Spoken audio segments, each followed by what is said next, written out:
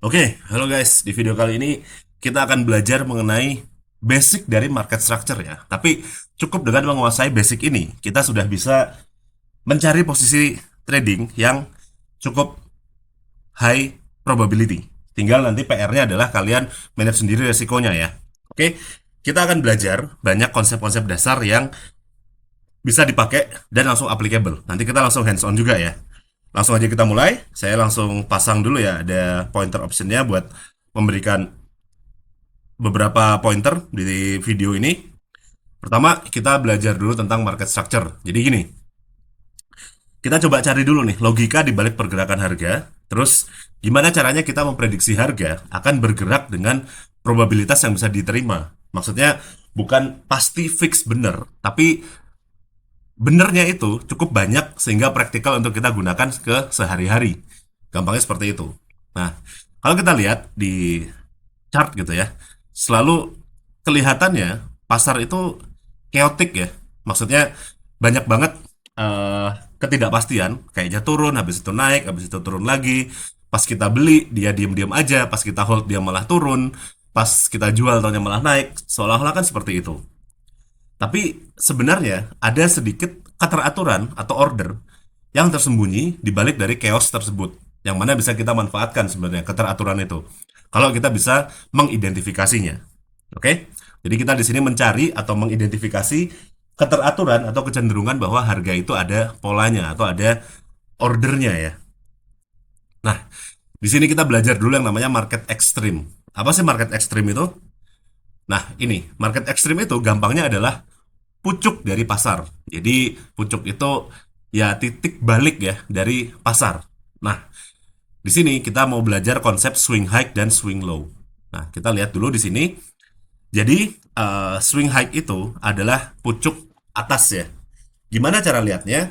Kita cari atau kita lihat ya identifikasi kalau ada suatu candle atau ada suatu titik harga yang tinggi yang mana dia dikelilingi atau di kanan kirinya itu titik harganya lebih rendah daripada dia. Kayak ini. Ini kan di sini titik paling paling atasnya, dia kirinya lebih rendah, kanannya juga lebih rendah. Sehingga dia ngebentuk kayak huruf U atau A kebalik gitu ya. Sorry, atau huruf V kebalik. Kebalikannya ada swing low. Jadi di sini kita cari titik yang paling bawah, yang mana di kiri kanannya itu lebih tinggi daripada titiknya dia di sini dan di sini. Jadi yang bentuknya kayak huruf V atau huruf U atau kayak checklist gini gitu ya. Ini juga sama atau bisa jadi kayak gini atau kayak gini atau kayak gini seperti itu.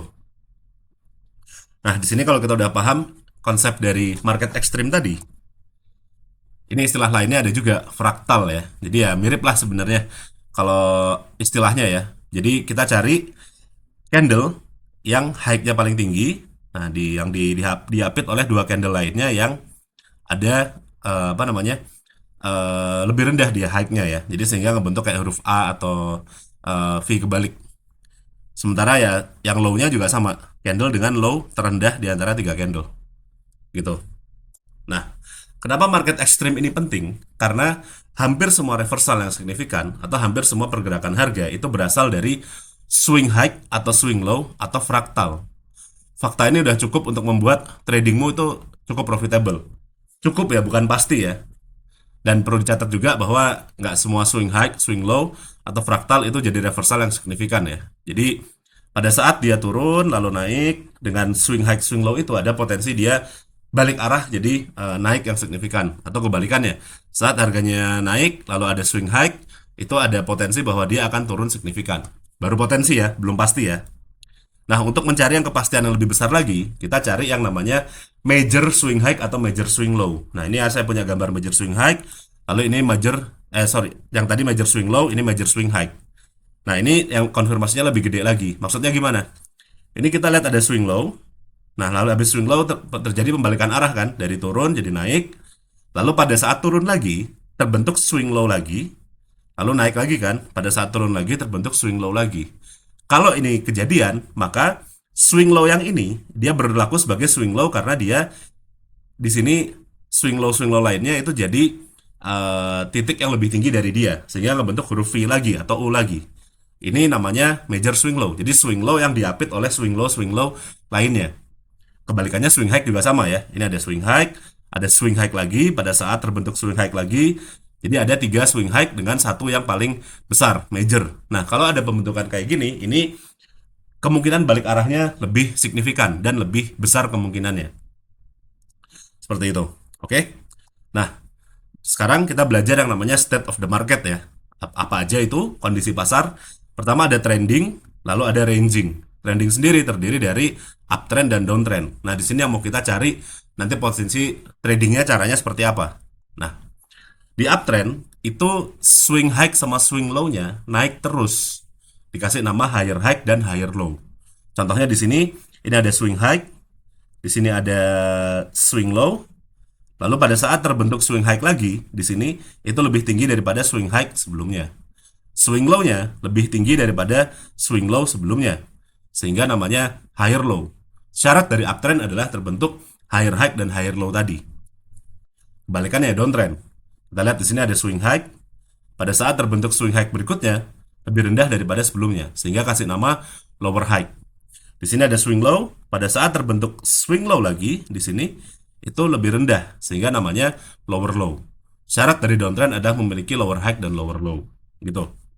Lalu kalau sideways atau ranging itu istilahnya equal high dan equal low, atau swing low dan swing high-nya kurang lebih, ini nggak mesti banget ngepas banget ya, tapi kurang lebih sama gitu. Makanya kita kasih nama equal high dan equal low.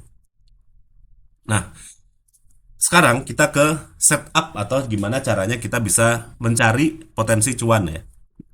Jadi pergerakan utama di suatu tren itu namanya impuls. Jadi pada saat trennya naik, naiknya pasti kenceng. Makanya kita kasih nama impuls atau pergerakan impulsif. Nah, pergerakan impulsif itu akan membuat yang namanya range atau ya rentang ya. Jadi dari titik ini misalkan ini 10, lalu ini 20. Nah, itu akan terbentuk range yang ya besarnya 10 gitu ya, seperti itu. Ya kalau turun sebaliknya ya, kita contohnya di naik. Terus habis itu pada saat turun, mau membentuk swing low baru nih, yang ceritanya harusnya lebih tinggi daripada yang awal ya. Itu namanya pullback atau koreksi.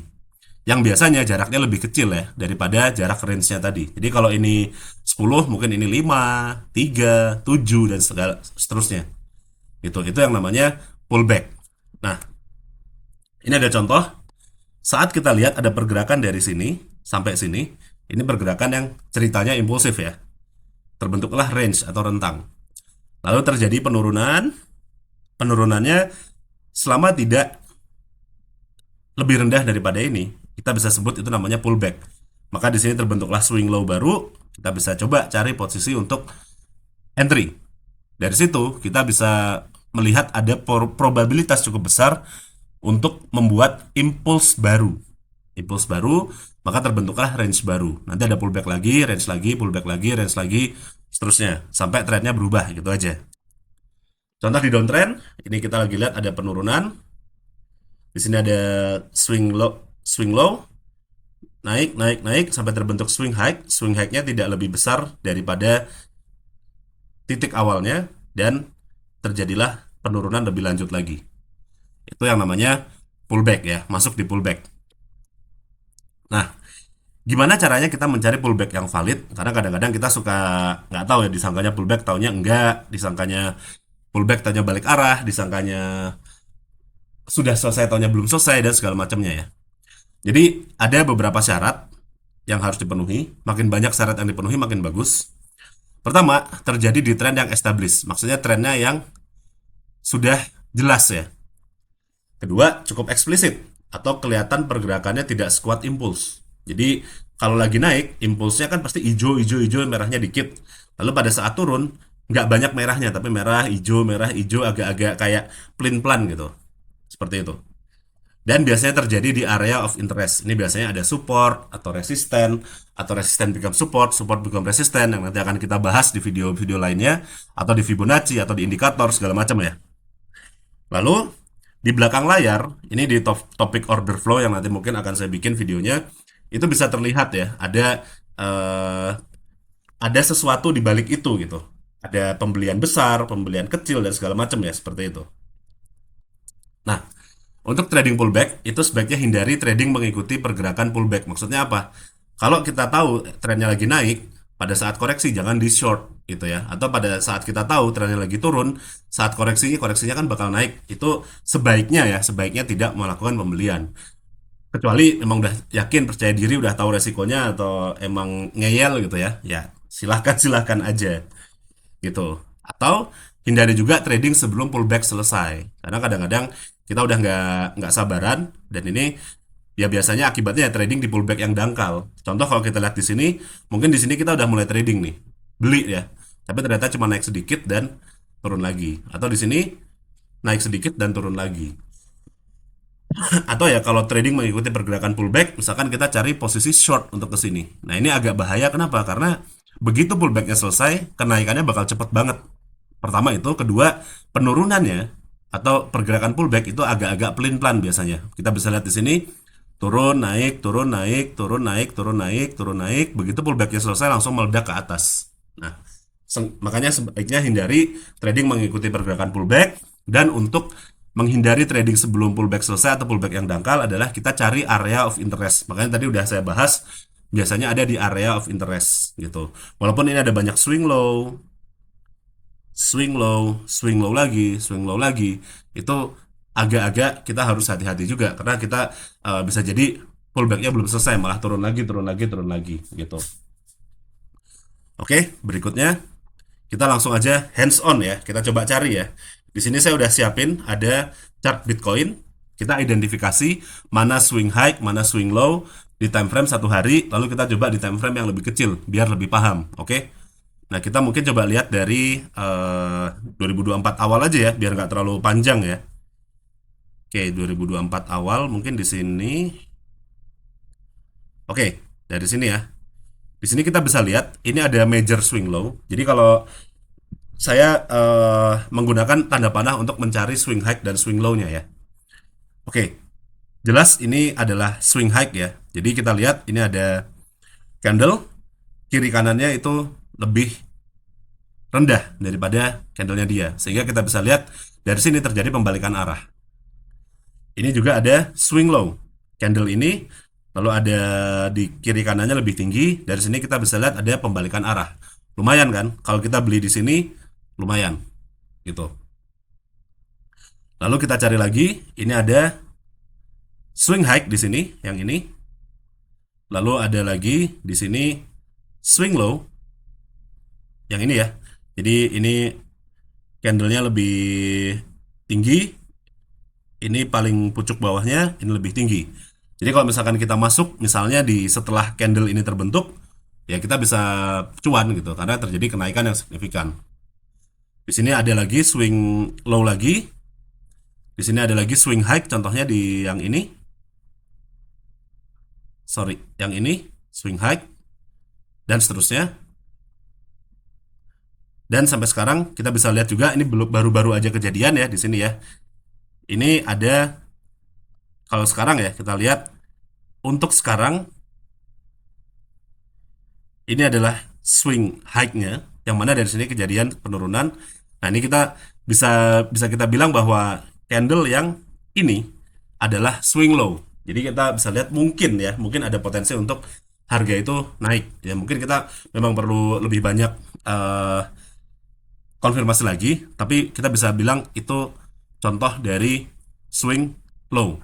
Nah, sekarang kita cari identifikasi contoh cara entry. Nah, di sini kita tinggal cari ya, karena kita lihat bagaimana cara entry untuk Bitcoin, misalkan seperti itu. Di sini saya mau coba gambarkan dari sini ya, dari Agustus 2023. Kita lihat, ini kan pembentukan swing high ya, yang ini ya. Lalu kita lihat bahwa swing high-nya itu dijebol. Kalau swing high-nya dijebol, maka kita bisa bilang dari sini semua high berikutnya adalah higher high. Udah ada higher high kan? Berarti kita cari apakah benar ada higher low dari situ. Kita lihat mana swing low terakhir. Ada di sini ya, ini swing low-nya. Swing low berikutnya di sini dan di sini.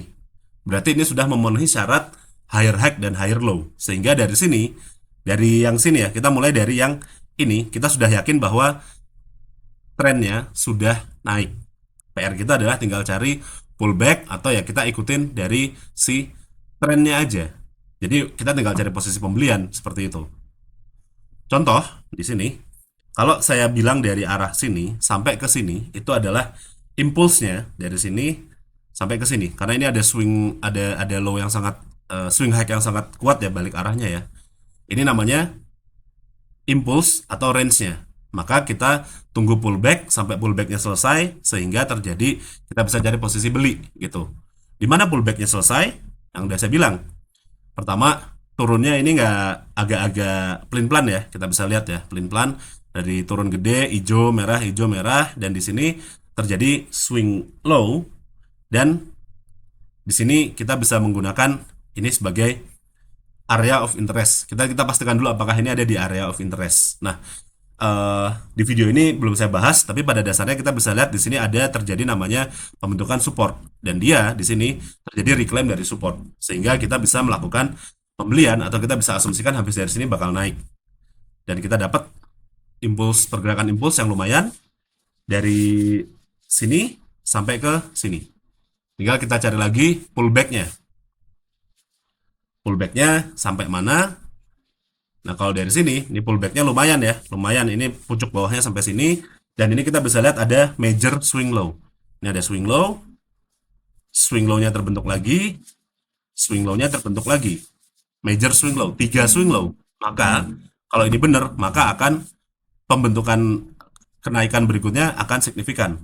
Bisa dilihat dari sini sampai ke sini, lumayan. Sekarang kita bisa posisikan atau kita bisa anggap ini sedang pullback lagi. Nah, pullbacknya udah selesai di sini tadi, kemarin berapa hari yang lalu. Tinggal kita lihat ini naiknya signifikannya sesignifikan apa. Kalau ketinggalan ya nanti kita tunggu pullback lagi, seperti itu. Oke guys, mudah-mudahan bermanfaat. Mungkin kita terakhir sedikit kita coba menggunakan time frame 15 menit kalau ada ya. Saya mau menunjukkan aja bahwa ini bisa dipakai di berbagai time frame gitu ya. Oke, di sini kita bisa lihat. Kita coba cari dulu. Oke, ini ada contoh tren naik ya. Kalau kita lihat dari sini, ini impulsnya dari sini ke sini. Lalu kita tinggal tunggu pullbacknya.